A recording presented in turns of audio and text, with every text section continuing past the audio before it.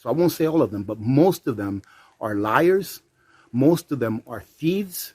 Most of them don't care a damn about our country or our countrymen. All right, ladies and gentlemen, so things are not going to get better. Hello, YouTubers, Alaska Prepper here. Ladies and gentlemen, you may not be able to see it on camera, but it's actually snowing right now. Believe it or not. I think today is what, May? Let's take a look at what day it is. It is May 12th, 2022. Let's document that it is currently snowing right now. Okay, so today's video, ladies and gentlemen, I want to talk to you about something that is very, very important. And people need to understand this. If you are not prepared, I am saying by the middle of summer, so between June and let's say September or so, you're going to miss out. It's going to become extremely difficult for you to prepare, ladies and gentlemen. Right? There are so many things going on right now, and I'm going to give you a whole bunch of things of why you should be preparing and why things are going to get worse during the second half of this year, 2022. Some of the reasons that I'm going to give you are not in this article here. I have an article by Zero Hedge, which was authored by Michael Snyder, that's titled 18 Signs That Food Shortages Will Get a Lot Worse. But I want to add to that as far as how the world is doing. And one of the main reasons, ladies and gentlemen, is going to be the US dollar. Not that the US dollar will get weaker in relation to other countries, but it will get a lot weaker in our purchasing power, in the purchasing power of those that rely on the dollar in order to exchange value from one to another. I have a great example of a country right now that is going through exactly this. And they're losing their purchasing power, ladies and gentlemen. They're pretty much bankrupt because of the strength of the dollar. I've often stated that the dollar is going to go up and it's going to get very strong, but in relation to other countries. And how does that come back to us here in the United States? I'm going to cover that here in a minute. So I believe it's Sri Lanka. Sri Lanka, whose currency is pretty much bankrupt. And by the way, this is just a little caveat off of that. The IMF is going to come and save the day, right, ladies and gentlemen? They're in talks with the IMF, and they're going to go ahead and help them out. And I'm sure that it's going to be for the betterment of their nation and not for the betterment of the agenda of the IMF and the World Bank. But I digress. Sri Lanka right now, they made some poor decisions. I believe it was last year or the year before, decisions that we here are making ourselves. And one of those was when their new president got into office, he went ahead and took the entire country off of chemical fertilizers. And because of that, their yields have been a lot less than normal, right? So now they're having to import a lot of the food that they need in order to just survive, in order to just sustain. In addition to that, their currency has devalued against the dollar to almost zero, where the IMF and the Sri Lanka government are talking about just getting rid of their Sri Lanka rupee. They call their currency a rupee, just like India does. But they're talking about getting rid of their rupee. So now they're having shortages in everything. I'm talking about fuel. I'm talking about food. I'm talking about electricity. Everything, ladies and gentlemen. People are having to cook with cardboard because they have no gas. They have electrical outages every single day. So they're having brownouts, if you want to call it that. Why am I talking about Sri Lanka? Because, ladies and gentlemen, when our dollar finally fails internally, we're going to have those same problems. Why is that? We here in the United States import a whole bunch of the stuff that we need, to include a lot of food as well. So what do you think is going to happen to the price of those things that we import if our dollar here in the United States becomes a lot less sought after by other countries, meaning that other countries don't really want it as much as they used to? All of the shortages that you see now in the United States is going to be 10 times worse come 6 months from now. When the United States realizes, when the people of the United States realize that we had a bad harvest, and just take a look, just go to the USDA and see what our carryover was from last year. It was not very good at all. It was less than half of what we need here for a whole year in the United States. So if we have a bad planting/harvest season this year, we're going to be in dire straits. It could be that we go into next year with a carryover that is even less. And remember that we do have future contracts with other countries as far as exporting to them some of the grains that we grow here in the United States, ladies and gentlemen. Take, for example, Lebanon, when it comes back to talking about countries that have just let their citizens down. Lebanon, nobody's talking about it anymore, but Lebanon is still in dire straits. Their Lebanon, I don't know what they call it over there, the rupee or the dollar. I think it's the Lebanon rial, I think it is. The Lebanon currency is still losing strength against the dollar, and people there are pretty much begging the banks to allow them to even take a little bit of the money that they had in the banks out.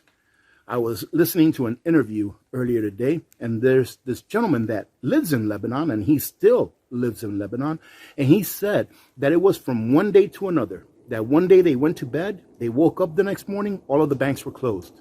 When the banks reopened, their currency was devalued greatly. So far, the Lebanon currency has devalued against the dollar by, I would say, about, 1,500% or so, if not close to that. Give me a second. Let this airplane pass through. So Lebanon as well is in dire straits. Why am I talking about these countries? Because, ladies and gentlemen, this is what we need to look at in order to be able to better prepare for what's coming here. We are going to have brownouts. We are going to have a lack of water. We are going to have a lack of food. We're going to have a lack of fuel. I am doing a video probably later on today, if not tomorrow, about a certain fuel here in Alaska that incredible. You're not going to believe when I tell you how much they're asking for this fuel. It is incredible. Another thing that I wanted to talk about, we can see the degradation of what's going on in the United States now. If you can see it now, ladies and gentlemen, don't you think you ought to be preparing? Because do you really think that it's going to get better than what it is now? We have food banks that have empty shelves. Where are the people that relied on those food items from food banks or food pantries? Where are they going to get their food? They were obviously going to food banks because they didn't have the money to buy the food. Now, where are they going to get it? It's going to result in crime. That's what's going to happen, ladies and gentlemen, and it's going to get a lot worse than it is now. You need to get prepared as soon as possible. Right? You need to get prepared as soon as possible. I would hope nothing more than October or November to come around and things were the best that they've ever been here in these United States of America and around the world. But that's not going to happen. I'll tell you that right now, ladies and gentlemen. You have to prepare for impact, and the impact will be coming in and around summer, if not around the middle of summer. Why is that? The masses are going to wake up. Are you not seeing more articles on mainstream media or more reporting on mainstream media about food shortages, about baby formula shortages, about fuel price increases, about diesel shortages? People are going to start to wake up once they realize that that food in the supermarket is not going to get restocked at the same level that it was normally restocked to in good times. And once they see the prices continuing to go up, wait till you see the prices of fuel this summer. I can't only imagine what it's going to be. But when they continue to see these prices going up and going up and going up, and they don't see their pay or their salaries keeping up with the price increases, they are going to wake up and they are going to wipe out the shelves. So if you are listening to this now and you are in the know, this is the time for you to start getting prepared. I wish everyone was listening to this, but the fact of the matter is that most people want to stay asleep. Most people want someone to take care of them. Most people want someone to tell them it's going to be all right. So they live in their normalcy biased lives and they carry on. Another reason that's not covered in this article, and I'm going to go through it really quick. Another reason is that our government, ladies and gentlemen, has set us up for failure, right? I just read an article yesterday that said that this administration asked Congress for $33 billion for aid for Ukraine. And we've talked about that before. And Congress, not only did they say, yes, no problem, but they said, hey, why don't we bump that up to $40 billion? They are insane. All right, the politicians and the representatives that we have in Congress, the Senate, and on Capitol Hill or in the White House, I'm going to say not all of them, because I do know that there is a very, very minority that are good people that love their country, that want to do the best for their country. So I won't say all of them, but most of them are liars. Most of them are thieves. Most of them don't care a damn about our country or our countrymen. All right, ladies and gentlemen, so things are not going to get better. Think about all of the things that they've done in the last couple of years or so. And then the suggestions or recommendations that they're making now, they make no sense whatsoever. I read an article, and I don't know who this lady was, but she says, oh, we'll be able to take care of this fertilizer problem. We won't let this crisis go to waste. And that's what she said, quote. Have you heard that before? She said, we won't let this crisis go to waste. This is a great time for us to transfer over to organic fertilizers instead of using chemical fertilizers. Well, did they not see what's been happening in Sri Lanka? The exact same thing that they did. They switched over, and now it's detrimental to not only their economy, but their people. They can't grow enough food. And how in the world are we here in the United States going to use organic fertilizers when the same administration that's saying, let's use organic fertilizers now, let's use some cow poop, right, to fertilize our fields, when that same administration is trying to get rid of the cows, is trying to get rid of the chickens? It's an oxymoron statement at the best. So, ladies and gentlemen, these people that are representing us, that are supposedly running the country, they do not care about you. Do you want to put your fate in their hands? Go ahead. Me, I'm not going to.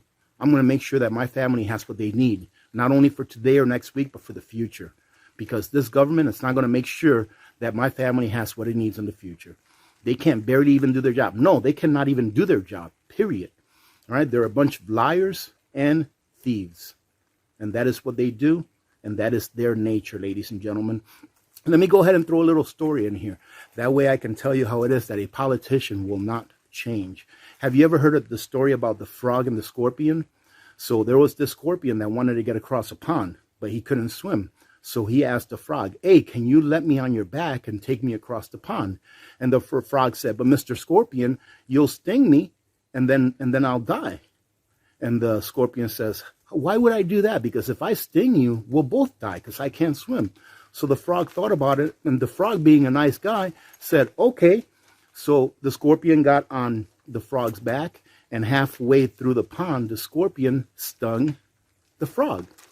And the frog says, why did you do that? Now we're both going to die. And the scorpion said, it's in my nature. It's what I do. These are 18 things that food shortages, or 18 signs that food shortages will get a lot worse headed into the second half of 2022. And I've been saying this for a while. This is not the first time that I've come out here and said, you need to get ready before summer or before the end of summer, because you're going to start seeing a lot worse things happening than they are happening now. Things are going to get a lot worse. And the first one is a CEO of a fertilizer company came out and said, hey, listen, this fertilizer shortage is not going to only be for 2022. You better look for it to last for 2023, 2024, and maybe even beyond that. So do you think things are going to get better, ladies and gentlemen? Do you think that fertilizer shortages are going to be over? 2022, that's it. 2023 is going to be a new year. We're going to have all the fertilizer that we need in order to grow enough food for everyone. Things will be great. If you think that, then don't prepare.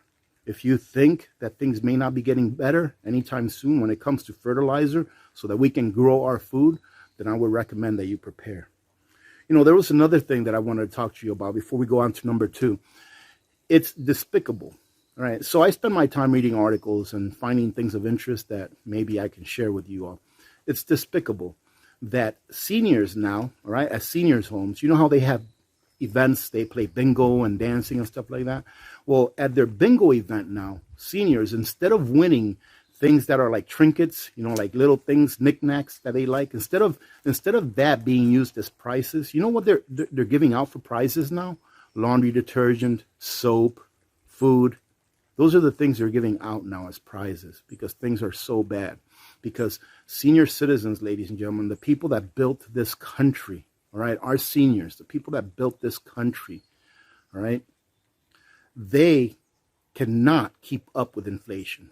Most of them being on Social Security cannot keep up with inflation. Why? Because the idiots up in Washington are making sure that they get rid of the middle class. They're making sure that they steal our wealth, that they steal our purchasing power by continuing to print dollars out of thin air and sending it to places where it doesn't belong.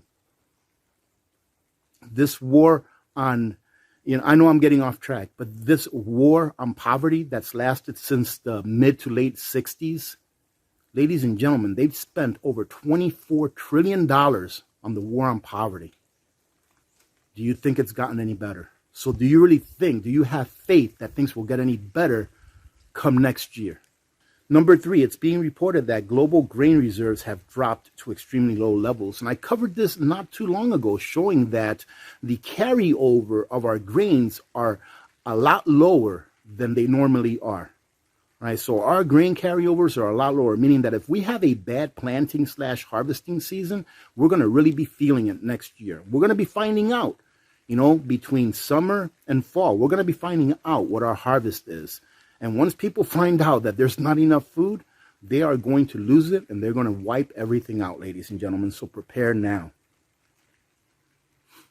And this we've talked about before. The war that's going on has restricted exports from Ukraine. So now whatever Ukraine can grow this year, they can harvest, they're locked in. They can't even take it out of their country because of what's going on over there. Baby formula, ladies and gentlemen, has grown to 40 to 50%, all right, shortage in baby formula. Now, what are mothers that cannot breastfeed? What are they going to do now? In Canada, ladies and gentlemen, over 1.7 million chickens and turkeys have been culled, right? Now, in the U.S., so far, about 37 million chickens and turkeys have been culled because they go into these factories that raise chickens. They find 1 or 2 with a certain test that they use that may be good or not. And they say, oh, these 2 have it. These 2 have it. Who knows if the test that they're using is good or not, but they say these 2 have it, so now we got to kill 1 million chicken. And that's been going on all over the United States.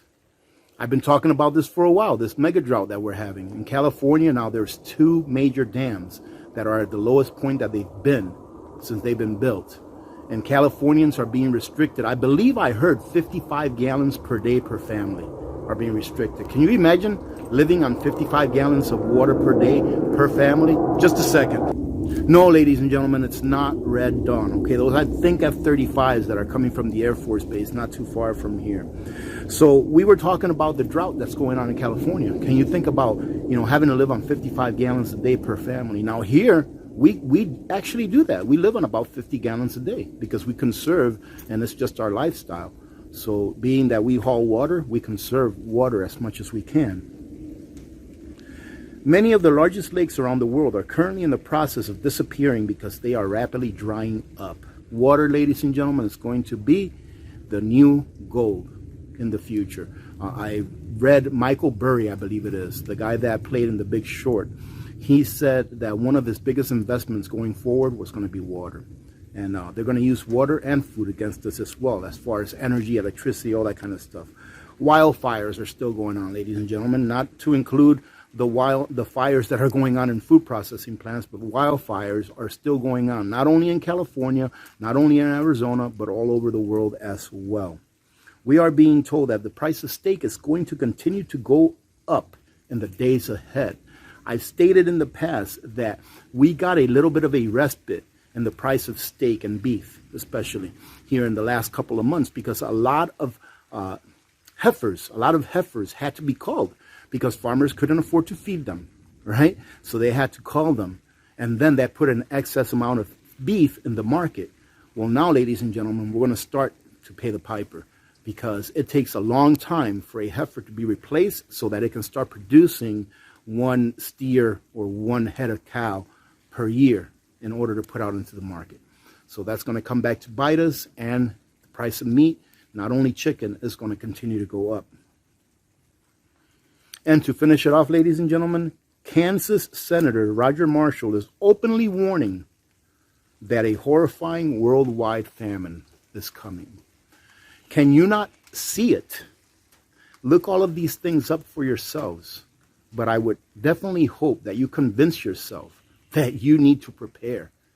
You need to prepare, ladies and gentlemen. You don't have that much time left. So I hope you got something out of this. I try to make this video a little shorter, but as you know, I rambled on like I always do. So thank you very much for those of you that are still hanging in there. I truly do appreciate you spending a little bit of time with me today. And now it's snowing even harder. All right. Have a great day, ladies and gentlemen. We'll see you tomorrow during our Friday live stream, 2 p.m. Alaska time, 6 p.m. Eastern time. So hope to see you then. Other than that, have a great day and God bless every one of you.